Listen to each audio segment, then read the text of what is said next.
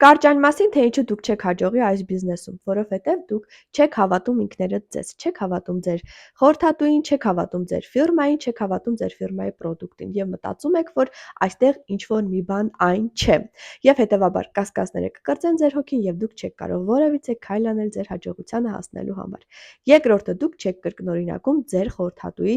գործիքները։ Դուք մտածում եք հնարել մի նոր մեթոդ աշխատելու համար, մինչդեռ պետք է կիրառական գործիքները վերցնել ու պրակտիկայում այն օգտագործել, որը կտա ձեզ հաջողություն։ Եվ երրորդը, դուք չեք զբաղվում ինքնակրթությամբ, ինքնուսուցմամբ, չեք մասնակցում դասընթացներին եւ ուսուցումներին, որտեղ մտածում եք առանց այն էլ այդ նյութը ես գիտեմ, ինչ կարիք կա դա կրկնելու։ Մինչդեռ բիզնեսում հաղթում են ուժեղները, մարդիկ, ովքեր կարողանում են պահպանել դիսցիպլինան, գնալ առաջ, գրավել նոր հորիզոններ, դնել իրենց առաջ նպատակներ եւ քայլ-քայլ հասնել այդ նպատակներին։ Եթե դու մտածում ես, որ դու նպատակասլաց մարդ ես եւ կարող ես հետևել քո դիսցիպլինային, ապա ես քեզ սպասում եմ իմ թիմում։